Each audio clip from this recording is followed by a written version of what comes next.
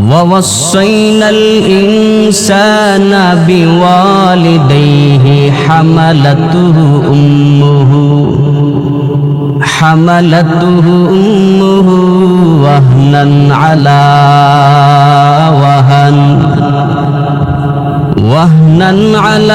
وهن وفصاله في عامين أن اشكر لي ولوالديك إلي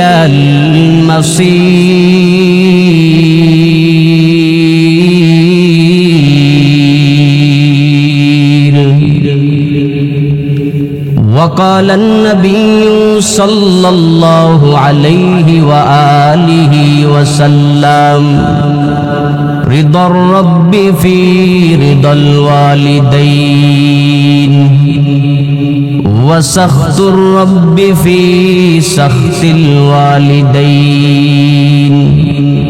أو كما قال النبي عليه الصلاة والسلام. صدق الله مولانا العظيم وصدق رسوله النبي الكريم ونحن على ذلك من الشاهدين والشاكرين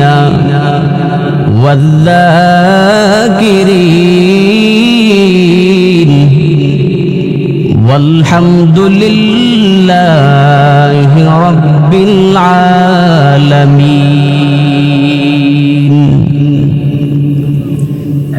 محمد आकर कुफ्र को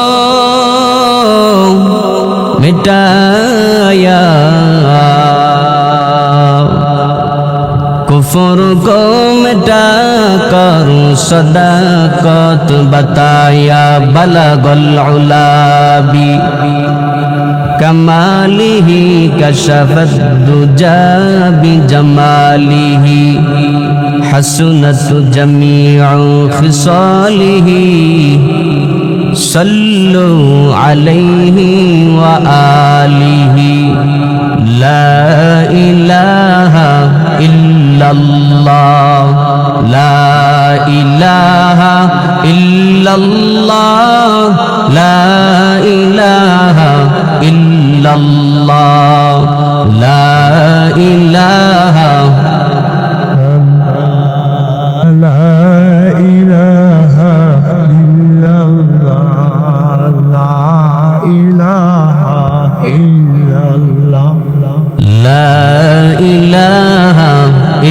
illallah, la ilaha illallah, la ilaha illallah, la ilaha illallah, la ilaha illallah.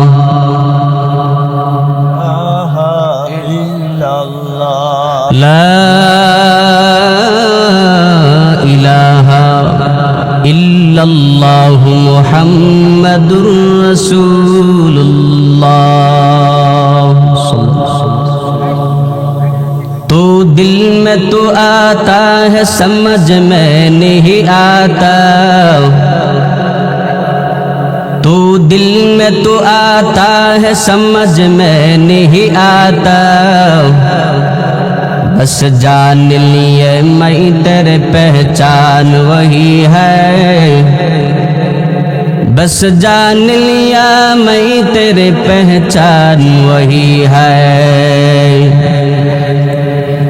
एक चश्म ज़दन गाफिल ज़ा शाह नबाशी, एक चश्म ज़दन गाफिल ज़ा शाह नबाशी। शायद की नगाह कुनदा गाह नबाशी, शायद की नगाह कुनदा गाह नबाशी। আলহামদুলিল্লাহ নাহায়াত কাবিল ইহতিরাম শিবপুর খাতুনে জান্নাত ফাতেমা রাদিয়াল্লাহু তাআলা আনহা মহিলা মাদ্রাসা কর্তৃক আয়োজিত দ্বিতীয় বার্ষিক ওয়াজুদার মাহফিলের উপস্থিত মুহতারাম সম্মানিত সভাপতি, প্রধান অতিথি, বিশেষ অতিথিবৃন্দ, মুআজ্জাজ মুকাররম জাতির মাতার মুকুট ওয়ারাসাতুল আম্বিয়া হযরত উলামায়ে কেরাম, দূর দূরান্ত থেকে আগত আল্লাহ পাকের আশিকিন, যাকিরিন, শাকিরিন, মুহিব্বিন, মুরুব্বিয়ান, আওয়াম, মহান রবের দরবারে সর্বপ্রথম শুকরিয়া জ্ঞাপন করছি যে মহান মালিক ফিতনা ফাসাদের সময়ে দুনিয়াবি সমস্ত প্রকার ফিতনা ফাসাদ থেকে মুক্ত রেখে জান্নাতের বাগান, বেহেশতের বাগানে সকলকে একত্রিত হওয়ার তৌফিক দান করেছেন। নিয়ামতের শুকরিয়া আদায়ের লক্ষ্যে মুসলমান হিসাবে উচ্চ কণ্ঠে দিল থেকে শুকরিয়াতান সকলে বলি আলহামদুলিল্লাহ। দামি মুবারক মজলিস পেয়ে আপনারা খুশি না বেজার? কম না বেশি? কেমন বেশি হইলাম? আগামী বছর এটা হবে না নাকি? হবে হবে হবে। আলহামদুলিল্লাহ যথেষ্ট পরিমাণ আর্থিকভাবে সহযোগিতা করেছেন। আমি আশাবাদী আপনারা যতদিন দুনিয়াতে বেঁচে থাকবেন এই মাদ্রাসার সাথে সম্পৃক্ত থাকবেন ইনশাআল্লাহ। এই যে মাদ্রাসাটা কার বাগান, তাহলে এটার সাথে সম্পৃক্ত থাকতে পারলে লাভ আছে না নাই? দুনিয়াতে বড় মানুষের সাথে যদি সম্পর্ক থাকে আলাদা একটা ভাব থাকে। আমি ওই এলাকার এমপি সাহেবের সাথে মোটামুটি একটা কালেকশন ভালো, এতে একটু ফখর করে অহংকার করে বলে আমার কিন্তু ওনার সাথে অনেক প্রকারের সম্পর্ক আছে। তার মানে কি বোঝাইতে চায়? মানে তার ভাব অন্যরকম, সে দুনিয়াতে তার মতো একটু সম্মানী। যেই মানুষটা দুনিয়াবি লাইনে সম্মানিত মানুষটার সাথে সম্পর্ক লাগাইলে যেমন নিজেকে দামি মনে করে, আল্লাহ তাআলার সাথে কালেকশন লাগানোর জন্য যে মাধ্যম মসজিদ, মাদ্রাসা, এইগুলার সাথে যদি সম্পৃক্ত হতে পারেন, এর থেকে আপনাদের মনটা খুশি হয় না? খুশি হয় কিনা বলে? এজন্য মাদ্রাসার সাথে সম্পৃক্ত থাকবেন তো ইনশাআল্লাহ। অল্প সময় কিছু কথা বলার নিয়তে আয়াতে কারিমা থেকে ছোট্ট একখানা আয়াতে কারিমা তেলাওয়াত করেছি। রাসূলুল্লাহ সাল্লাল্লাহু আলাইহি ওয়াসাল্লাম একখানা হাদিস পাঠ করেছি। আয়াত ও হাদিসকে সামনে রেখে কিছু কথা বলার ইরাদা করেছি। ওমা তৌফিক ইল্লা বিল্লাহ। বলনেওয়ালা, শ্রবণ করনেওয়ালা সবাইকে আমলের নিয়তে বলা ও শ্রবণ করার তৌফিক দান করুক, সকলে বলি আমিন। শুরুতে আল্লাহ তাআলা ইনসানদেরকে ওসিয়ত করে বলেন ওয়াসাইনাল ইনসানা বিওয়ালিদাইহি, হে দুনিয়ার ইনসানেরা শুনে নাও। ইনসান বলতে কি গরু গাদা? কে? আল্লাহ ইনসানদেরকে বলেন, মানুষদেরকে বলেন তোমাদেরকে আমি আল্লাহ ওসিয়ত করে জানায়া দিলাম তোমাদের যাদের মা বাবা আছে মা বাবার সঙ্গে ভালো ব্যবহার করো। ওসিয়ত করলেন কে? ওয়াসাইনাল ইনসানা বিওয়ালিদাইহি হামালাতুহু উম্মুহু ওয়াহনান আলা ওয়াহান। আল্লাহ তাআলা জানায় দেয়, হে দুনিয়ার ইনসানের দলেরা শুনে নেও, আমি আল্লাহ তাআলা তোমাদেরকে ওসিয়ত করে করে জানায় দিলাম তোমাদের যাদের মা বাবা আছে ওই মা বাবার সঙ্গে ভালো ব্যবহার করবা। কেন করবা? এক নম্বর কারণ হলো আমি আল্লাহ ওসিয়ত করলাম। ওসিয়ত করলেন কে? আল্লাহর ওসিয়তের দাম আছে না নাই? আল্লাহ বলেন আমি আল্লাহ ওসিয়ত করে জানায়া দিলাম মা বাবার সঙ্গে সন্তান ভালো ব্যবহার করবা। কারণ হলো আমি আল্লাহ ওসিয়ত করলাম। দুই নম্বর কারণ আল্লাহ আয়াতে কারিমার মাধ্যমে জানায়া দিলেন হামালাতুহু উম্মুহু ওয়াহনান আলা ওয়াহান। আল্লাহ বলেন তোমার মা তোমাকে গর্ভের মধ্যে নিয়ে যেই পরিমাণে কষ্ট করলেন, আসমানের নিচে জমিনের উপরে এই পরিমাণ কষ্ট মানুষের জন্য মানুষ করে না। এক নম্বরে আমি আল্লাহ ওসিয়ত করলাম এজন্য মা বাবার খেদমত করা লাগবে। দুই নম্বর কারণ তোমার মা তোমাকে গর্ভের মধ্যে নিয়ে যেই পরিমাণ কষ্ট করলেন, দুনিয়ার অন্য কোন মানুষ কুশ্চিন কালো করে না। এই কথাগুলো আল্লাহ স্মরণ করায় করায় বারবার জানায় দিলেন, হে ইনসানেরা শুনে নেও, তোমাদের যাদের মা বাবা দুনিয়াতে বেঁচে আছে, ওই মা বাবার সঙ্গে ভালো ব্যবহার করবা, মা বাবার খেদমত করে করে চলবা। যাদের মা বাবা আছে, তোমার জন্য দুনিয়াতে বড় একটা মিশিং এখনো দুনিয়াতে আছে, ওই মিশিংটার কাছে যা চাইবা, চাইতে দেরি হবে, আল্লাহ দিতে দেরি করবে না। মদিনাওয়ালা নবী জানাতে উম্মতের দল, রিদর রব্বি ফি রিদল ওয়ালিদাইন ওয়া সাখতুর রব্বি ফি সাখতিল ওয়ালিদাইন। যেই ছেলেটার উপরে মা বাবা খুশি হয়ে যাবে, ওই সন্তানের উপরে আল্লাহ খুশি হয়ে যাবে। আল্লাহ যদি খুশি হয়ে যায়, দোয়া করতে দেরি হবে। মা যদি একটু দোয়া করে দেয়, আয় আল্লাহ আমার সন্তানটাকে নেককার সন্তান বানায়া দাও। দয়ার মালিক, আয় আল্লাহ ঘর থেকে বের হইয়া সন্তানটা ব্যবসার জন্য সারাদিন দৌড়াদৌড়ি করে, ও আল্লাহ গাড়ির অ্যাক্সিডেন্ট থেকে তুমি তারে বাঁচায়া দিও, আসমানি মুসিবত থেকে বাঁচায়া দিও, জমিনের মুসিবত থেকে আমার সন্তানটাকে বাঁচায়া রাখবা। আল্লাহর কাছে যদি মা এই দোয়াটা করে দেয়, তাহলে হেফাজত করবে কে? মা দোয়া কবুল, বাবা দোয়া করলে বাবার দোয়া কবুল। মদিনাওয়ালা নবী জানায় উম্মত, ওই মা বাবার যাদের বেঁচে আছে, মা বাবার কাছ থেকে দোয়া নিয়ে চলো। কেন চলবা বান্দা জানুনি? মদিনাওয়ালা নবী বলেন, সালাসু দাওয়াতিন মুস্তাজাবা লা শাক্কা ফিহি, দাওয়াতুল মাজলুম, দাওয়াতুল মুসাফির, দাওয়াতুল ওয়ালিদি আলা ওয়ালিদাইন। মদিনাওয়ালা নবী বলেন, তিন ব্যক্তি দোয়া করলে আল্লাহ কবুল করে নেই। ওই তিন ব্যক্তির মধ্যে দাওয়াতুল মাজলুম, মাজলুম ব্যক্তি দোয়া করলে আল্লাহ পাক কবুল করে নেই, মাজলুম বদদোয়া করলে কবুল করে নেই।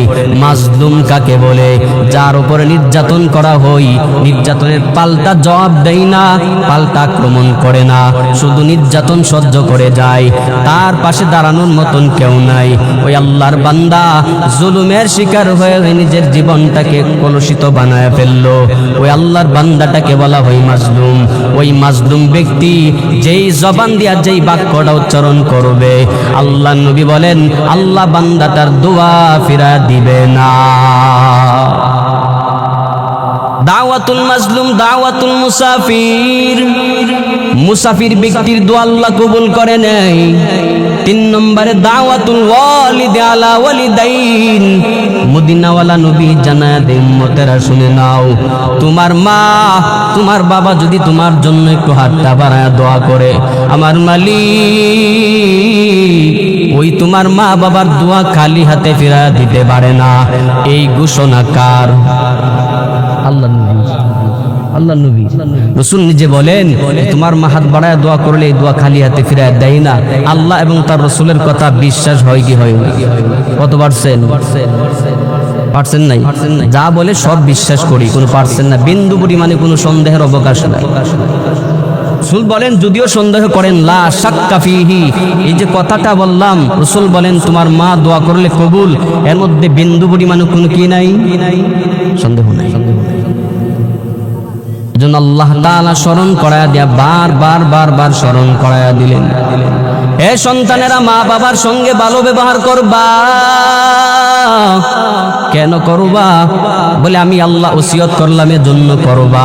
দুই নম্বর কারণ হলো হামালাতুহু উম্মুহু ওয়াহনান আলা ওয়াহান, তোমার মা গর্ভের মধ্যে নিয়া কি পরিমাণে কষ্ট করলেন তুমি মারে যাইয়া জিগাইলে বলতে পারবো। আবার যদি তোমার মাঝে মাঝে বিবির দিকে তাকায়া দেখো, তাহলে দেখবা তোমার বিবির গর্ভের মধ্যে যখন সন্তানটা চলে আসে, ঠিক মতন ঘুমাইতে পারে না, ঠিক মতন খাইতে পারে না, ঠিক মতন কাজকর্ম করতে পারে না। আল্লাহর ওই গোলাম বলে, ও বিবি কি হয়ে গেল, সকালের খাবার কেন খাও না? কি হয়ে গেল, তুমি সকালের খাবার খাও না?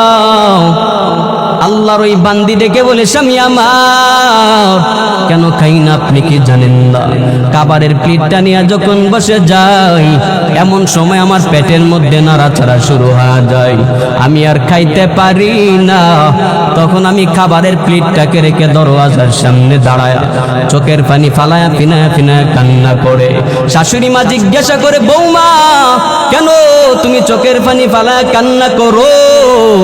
এবার বৌমা কিছুই বলতে চাই না। শাশুড়ি মা বলে, তুমি কি কোনো কথার মাধ্যমে কষ্ট পাইলা নাকি? নাকি আমার ছেলেটা তোমারে প্রহার করেছে? নাকি আমার ছেলের কথার মাধ্যমে কষ্ট পেয়েছো? আল্লাহর ওই বান্দি কিছুই বলতে চাই না, শুধু চোখের পানি ফালায়া ফালায়া কান্না করে। এবার শাশুড়ি মা বলে, হে বৌমা বলা লাগবে না, কারণ আজকে তুমি যেই পথের যাত্রী, আমি মাও একদিন ওই পথের যাত্রী ছিলাম। আমি মা একদিন ওই পথের যাত্রী ছিলাম। কিভাবে ওই যে ছেলেটার মাধ্যমে বিবাহ করায় পুত্রবধূ বানাইছি, এই ছেলেটা যখন আমার পেটের মধ্যে ছিল, আমি মা ঠিক মতন খাবার খাইতে পারি নাই, আমি মা ঠিক মতন ঘুমাইতে পারি নাই। খাবার রান্না করে যখন সবার সামনে প্লেটটা দিয়া দিলাম, সকলে সুন্দর করে করে খাবার খেয়ে নিল, কিন্তু আমি খাবার খাবো, আমার পেটের সন্তানটা ধাম দাম করে যখন লাথি মারে, আমি মা ঠিক মতন খাবারও খাইতে পারলাম না। আমি যখন ঘুমাইতে যাই, ঠিক আমার সন্তানটা পেটের মধ্যে যখন নাড়াচাড়া করে, আমার স্বামী পাশের সিটে ঘুমায়, আমি ঠিক মতন ঘুমাইতে পারি নাই।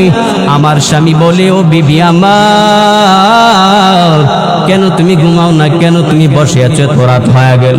এবার বিবি কিছু বলতে পারে না, কারণ স্বামীও জানে পেটের মধ্যে যে সন্তান, দিন যত যায় সন্তান তত পরিমাণে বড় হয়, সন্তান যত বড় হয় মার কষ্ট তত পরিমাণে বেড়ে যায়। আল্লাহর ওই বান্দি ঠিক মতন পেটের মধ্যে সন্তান নিয়ে খাবার খাইতে পারে না, ঠিক মতন ঘুমাইতে পারে না। শুধু তাই না, যখন প্রসব ব্যথা শুরু হয়ে যায়, ওই মা 10 মাস গর্ভে ধারণ করার পর সন্তানটা যখন দুনিয়াতে আসবে, ওই মা হাউমাউ করে কান্না করে, আর স্বামী বেচারাকে বলে, ও স্বামী আমার, ফল কাটার ছুরি আমার হাতের মধ্যে ধরায়া দাও, আমি আমার নিজের গলা কেটে ফেলবো, আমি আমার নিজের জীবনটাকে এই মুহূর্তে শেষ করে দিতে চাই। কি পরিমাণে প্রসব বেদনার যন্ত্রণা আমি বিবি আর সহ্য করতে পারি না। ও স্বামী আমার, ভুল ত্রুটি হয়ে থাকলে ক্ষমা করে দাও। এবার শাশুড়ির মার কাছে যাইয়া ক্ষমা চাই, শ্বশুরের কাছে ক্ষমা চাই, আপনারা আমাকে ক্ষমা করে দেন, আমি মনে হয় আর বেশিক্ষণ বাঁচবো না, কারণ আমার যেই পরিমাণে ব্যথা শুরু হয়েছে আমি মনে হয় আর বাঁচবো না। আল্লাহর ওই বান্দি সন্তানটাকে প্রসব করার জন্য বালতি ভরা তাজা তাজা রক্ত জমিনের মধ্যে ঢেলে দেয়। তোমার আমার মা এই পরিমাণ কষ্ট করে করে সন্তানটাকে দুনিয়াতে নিয়ে আসলেন।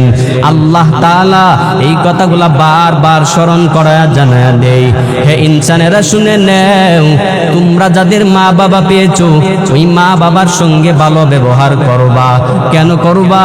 কারণ তোমার মা যেই পরিমাণ কষ্ট করেছেন, এই পরিমাণ কষ্ট দুনিয়ার কোনো মানুষের জন্য করে না।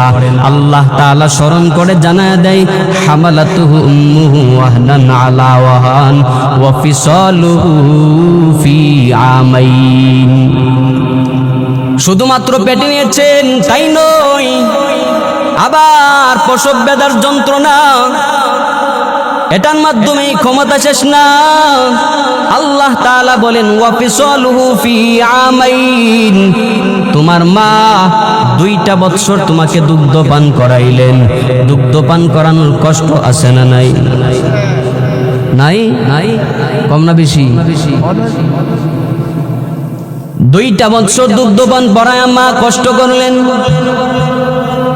শুধু তাই নয়, আবার তোমাকে বড় করার জন্য মা কি পরিমাণে কষ্ট করলেন। ঠিক মতন ঘুমাইতে পারে না, ঠিক মতন খাইতে পারে না, ঠিক মতন কাজকর্ম করতে পারে না। আমার ছেলেটা কোথায় চলে গেল, আমার ছেলেটা কোথায় আসে কোথায় যায় একটু নজর রাখে। মা ঘুমাইতে পারে না, একটু যদিও চোখ লাগে সন্তানটা কোথায়, মা ঠিক মতন ঘুমাইতে পারে না। আল্লাহ তাআলা এই কথাগুলো স্মরণ করায় জানায়া দিলেন, তোমাদের মা বাবার সঙ্গে ভালো ব্যবহার করবা। কেন করবা? আমি আল্লাহ ওসিয়ত করলাম এজন্য করবা। 2 নম্বরে তোমার মা তোমার নিয়ে অনেক কষ্ট সহ্য করেছেন এজন্য করবা। আল্লাহ তাআলার কথাগুলো মানার দরকার আছে না নাই? মদিনাওয়ালা নবী জানায়া দেই, যেই ব্যক্তি মা বাবার মনে কষ্ট দিবে সেজন্য আল্লাহ তাআলাকে কষ্ট দেয়। যেই ব্যক্তি মা বাবাকে সন্তুষ্ট করে দুনিয়াতে চলতে পারবে সেই ব্যক্তি যেন আল্লাহ তাআলাকে সন্তুষ্ট করে চললো। এই জন্য আজকে থেকে মা বাবাকে কষ্ট দেওয়া যাবে না। যাবে? মার মনে কষ্ট দেওয়া যাবে না। মা যে কি পরিমাণে দামি সম্পদ, ওই মা যদি হাতটা বাড়ায় দোয়া করেন মার দোয়া 100 কবুল হয়ে যায়। ওই যে কাবার ইমাম আব্দুর রহমান সুদাইসির নাম শুনছেন? আল্লাহর ওই বান্দা 40 বছর পর্যন্ত কাবার ইমাম হয়ে গেল, এখনো পর্যন্ত তাকে কেউ সরাইতে পারে নাই। সাংবাদিকরা যাইয়া যখন জিজ্ঞাসা করলেন, ও আব্দুর রহমান তুমি কেমনে কাবার ইমাম হয়ে গেলা? এবার আব্দুর রহমান সুদাইস হাফিজাহুল্লাহ তাআলা বলেন, আমি কেমনে হইলাম জানুনি? এই কাবার ইমাম হওয়ার জন্য আমার বিন্দু পরিমাণে কোনো ইলম নাই, আমার ইলম নাই, কোনো যোগ্যতা নাই। একদিন আমার মা 8 বছর বয়সে বাইতুল্লাহ নিয়ে আসলেন। বাইতুল্লাহ যখন হাজির, আমার মা মাথা ফেরেক সাইডে রেখে আমাকে মা তাওয়াফ করতে লাগলেন। আমি বাইতুল্লাহর দিকে তাকায় দেখি কত সুন্দর বাইতুল্লাহর গিলাফ। আমি ওই বাইতুল্লাহর গিলাফ ধরার জন্য কাবার পাশে চলে গেলাম। ওই কাবার গিলাফ ধরে ধরে কেমন জানে চোখ দিয়া পানি বের হয়ে গেল। ওই দিকে আমার মা আমাকে যেখানে রাখলো সেখানে আমার মা যখন আমাকে পাই নাই, মা পেরেশান হয়ে গেলেন। আমার সন্তান আব্দুর রহমান কোথায়? আমার সন্তানকে কে জানি নিয়ে গেছে। অনেকক্ষণ কান্নাকাটি করার পর আমি আব্দুর রহমান ছোট, ওই জন্য বের হতে পারি না। মাকে ঘন্টা খানিক পরে যখন মার সামনে দাঁড়ায় গেলাম, আমার মা আমাকে দেখে চোখে মুখে চুমুকাইতে লাগলেন আর বলেন, সন্তান আমাকে রেখে তুমি কোথায় চলে গেলা? এবার কাবার ইমাম বলে, ও মা ওই যে বাইতুল্লাহর গিলাফটা কত সুন্দর দেখলানি, এই কাবার গিলাফের মতন কোন গিলাফ আমি দুনিয়াতে দেখি নাই, আমি কুশৃঙ্খলও কোথাও দেখতে পাই নাই, এত সুন্দর গিলাফ। ও মা তুমি একটু দোয়া করে দাও আল্লাহ যেন ওটার খাদেম বানায় দেয়। ওই কাবার ইমাম হওয়ার জন্য মার কাছে তখন দোয়া চাইলেন। এবার আব্দুর রহমানের মা হাতটা বাড়ায় রবের দরবারে জানায়া দিলেন, ও দয়াল মালিক, আয় আল্লাহ আমার সন্তান আব্দুর রহমানকে কাবার খাদেম বানায়া দাও। ওই যে মা 8 বছর বয়সে দোয়া করলেন, এই দোয়ার বদলতে এখনো কাবার ইমামতি চালায়া যায়। ঠিক মদিনাওয়ালা নবী জানায়া দিলেন, দোয়া করলে যেমন কবুল হয়, বদদোয়া করলে ঠিক তেমন কবুল হয়ে যায়। বলে কেমনে বুঝবা? মদিনাওয়ালা নবী মুসলিম শরীফে হাদিসের মধ্যে নিয়ে আসলেন, জুরাইজ নামক আল্লাহর এক বান্দা, ওই মা জুরাইজের দরওয়াজার সামনে দাঁড়ায় টক টক করে নাড়লেন, ও সন্তান আমি মা তোমার দরওয়াজার বাইরে দাঁড়ায় তোমাকে ডাকলাম, হে সন্তান দরওয়াজা খুলে দাও, আমি তোমার মা তোমার সঙ্গে কথা বলার জন্য চলে আসলাম। কিন্তু জুরাইজ ছিলেন নামাজরত অবস্থায়, এই জন্য মা ডাকে সাড়া দিতে পারে নাই। আল্লাহর ওই বান্দি আবার কিছুক্ষণ পরে যখন এসে ডাক দিলেন, হে সন্তান দরওয়াজা খুলে দাও, জুরাইজ দরওয়াজা খুলতে পারলো না। কেন পারলো না? নামাজে থাকার কারণে খুলতে পারে নাই। আল্লাহর বান্দি চলে যায়, তৃতীয়বার আসে, আবার কিছুক্ষণ পরে আবার ডাকলেন, হে সন্তান দরওয়াজা খুলো। ওই জুরাইজ নামাজে থাকার কারণে খুলতে পারে নাই।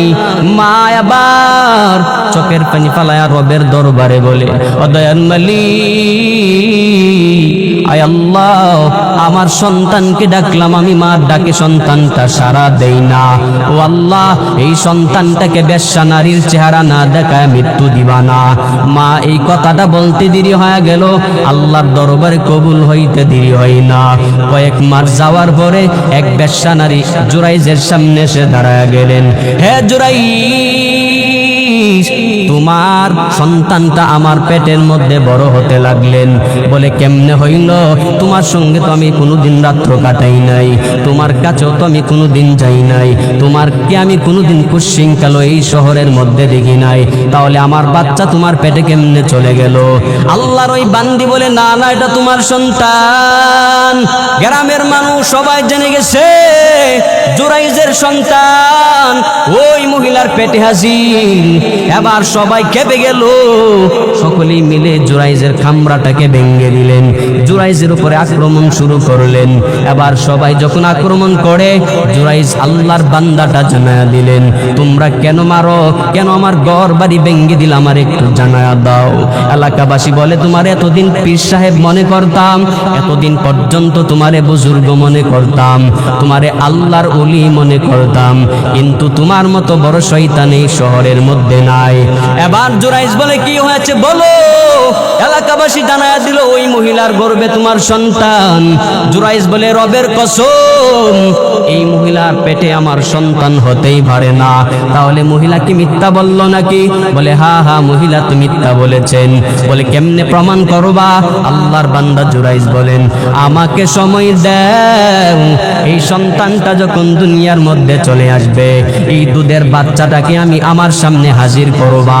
দুধের বাচ্চা কথা বলতে পারিনি, পারে? জুরাইজ বলেন, বাচ্চাটাকে নিয়ে আসবা, আমি বলবো তোমার বাবাকে প্রশ্ন করার সাথে সাথে বান্দা জবাব দেবে। সকলে বলল, ঠিক আছে, এতদিন যাকে ওলি বলে মানলাম চিনলাম, একটু সময় দেওয়া দরকার। সকলে মিলে একটু সুযোগ দিলেন। বাচ্চা যখন দুনিয়াতে আসবে, দুধের বাচ্চাটা নিয়ে জুরাইজের সামনে হাজির হওয়া যাবে। ঠিক তাই করলেন। কয়েকদিন পরে জুরাইজের সামনে যখন এসে দাঁড়ায় গেলেন, জুরাইজ আল্লাহর ওলি ডেকে বলে, রে সন্তান, তুমি বলো না তোমার বাবাকে। দুধের বাচ্চা, কেউ বলেছেন 7 দিন, কেউ বলেছেন 10 দিন। ওই ছোট্ট বাচ্চা বলে, আমার বাবা আপনি নয়, আমার বাবা তুমুক রাকাল। ওই রাকাল আমার মার সঙ্গে জেনা করেছেন, জেনার বদলেতে আমি পেটে আসলাম, আপনি আমার বাবা হতে পারেন না, আমার বাবা উমুক রাকাল। বলেন, ঘটনা বুঝে থাকলে জুরাইজ কি আসলে জেনা করছিল? এমন ঘটনা কেন ঘটল? মা বদুয়া দিয়েছেন, দেরি হয় নাই। জীবনের মূল কষ্ট মায়ের, প্রসব বেদনা, 7 আসমান 7 জমিন তখন মায়েরই মাতায়। জীবনের মূল কষ্ট মায়ের, প্রসব বেদনা, 7 আসমান 7 জমিন তখন মায়েরই মাতায়। এমন মাকে কেমনে আজি, এমন মাকে কেমনে আজি যাব আমি ভুলিয়া। ও আমার প্রাণের মা, মা ঘুমা, কোথায় গেলে মোর চারিয়া। জনম দুঃখী ইয়াতিমামি, চাই না কেহ ফিরিয়া। আমি যখন ছিলাম আমার মায়েরই উদরে, চলা ফিরা করতেন যে মাই কত কষ্ট করে। আমার সুন্দর মুখ দেখে আমার সুন্দর মুখ দেখে বেতা যাই যে হাসায়া ও আমার প্রাণের মা গো মা কোথায় গেলে মোর চারিয়া জনম দুঃখী ইয়াতিমামি চাই না কেহ ফিরিয়া। মার জন্য যে সন্তান চোখের পানি ফালায় কাঁদে ওই সন্তানের ভিতরে মার মহাব্বত কম না বেশি?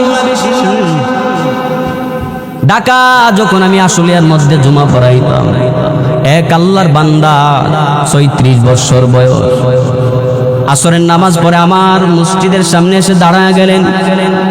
ও হুজুর আমার, আপনি মসজিদে নামাজ পড়ান, গত জুমায় মার বয়ান করেছিলেন। আমি শুনে চোখের পানি ধরে রাখতে পারলাম না। হুজুর গো, আমার একটা জীবন কাহিনী আছে, আপনি শুনবেননি?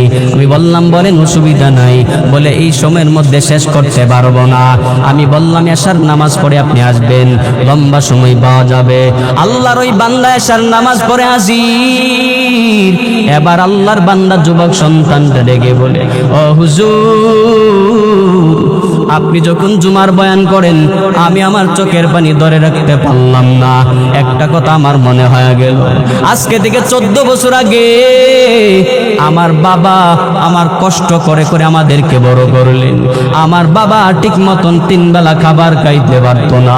আমার একটা বড় ভাই ছিল, ওই ভাই মাঝে মাঝে রিস্কা নিয়ে আমাদেরকে খাবারের ব্যবস্থা করতো। আমার মা খাইতে পারে না, আমার বাবা খাইতে পারে নাই। আমি তখন চোখের পানি ফালায় ফালায় কান্না করতাম। আমার বাড়ির পাশে কত মানুষ, ওরা ভালো ভালো খাবার খায়, ওদের খাবারের গ্রান আমাদের বাড়ির মধ্যে যখন আসে আমাদের চোখের পানি টপ টপ করে বয়ে পড়ে, আর কিছুই করার থাকে না।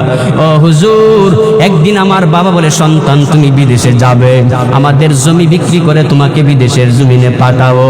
বিদেশ যাওয়ার পরে তুমি টাকা রোজগার করবা, আবার জমি কিনে নিব, জমি বিক্রি করে করে তোমাকে বিদেশের জমিনে পাঠাবো। আল্লাহর ওই বান্দাটাকে বিদেশের জমিনে যখন জায়গা বিক্রি করে পাঠায়া দিল। ও হুজুর আমার, আছে না এমন মাত ভক্ত সন্তান নাই? কত আল্লাহর বান্দারা মাঝে মাঝে ফোন দিয়ে বলে, আমার মা নাই, আমার বাবা নাই। হুজুর আমার মার জন্য দোয়া করবেন, বাবার জন্য দোয়া করবেন। এজন্য রাসূলুল্লাহ সাল্লাল্লাহু আলাইহি সাল্লাম বলেন, ওমা জান্নাতুকা ওয়া নারুকা, তোমার মা তোমার জন্য জান্নাত, তোমার বাবা তোমার জন্য জান্নাত। তোমার মা কখন জান্নাত কখন জাহান্নাম? রাসূলুল্লাহ সাল্লাল্লাহু আলাইহি সাল্লামকে সাহাবায়ে কেরাম প্রশ্ন করলেন, ইয়া রাসূলুল্লাহ, আমার মা আমার জন্য জান্নাত, কথাটা বুঝলাম, কিন্তু আবার বললেন আমার মা আমার জন্য জাহান্নাম, এটা তো বুঝলাম না। রাসূল বলেন, তোমার মা যদি তোমার প্রতি খুশি থাকে তাহলে আল্লাহ খুশি হয়ে তোমাকে জান্নাতের মালিক বানায়। আর যদি ওই মা তোমার প্রতি অসন্তুষ্ট হয়ে যায়, আল্লাহ অসন্তুষ্ট হয়ে যাবে, বিনিময় তুমি জাহান্নামী হয়ে যাবে। রাসূল বলেন, মা খুশি তো সব খুশি, মা খুশি তো আল্লাহ খুশি, মা খুশি আল্লাহ খুশি। যদি আল্লাহ খুশি হয়ে যায় মরার পরে জান্নাতি হয়ে যাবেন, আর মা খুশি হবে না তো আল্লাহ খুশি হবে না। আল্লাহ যদি খুশি না হয় মরার পরে জান্নাত পাওয়ার সম্ভাবনা আছে। ইমাম তাইমিয়া বলেন, প্রকৃত সন্তান তো ওই সন্তান যেই সন্তান মা বাবা চাওয়ার আগে মা বাবার হাজত পূরণ করে দেয়। শীতের সময় আপনার শীত করে, আপনার শীত করে, আপনার মা বাবা শীত করে না? এজন্য আপনার মা চাওয়ার আগে বাবা চাওয়ার আগে মা বাবার হাজত পূরণ করবেন। বলনেওয়ালা শ্রবণ করনেওয়ালা সবাইকে আমল করার তৌফিক দান করুন। সকলে বলি আমিন। ওয়া মা আলাইনা ইল্লাল বালাগ। আসসালামু আলাইকুম ওয়া রাহমাতুল্লাহ।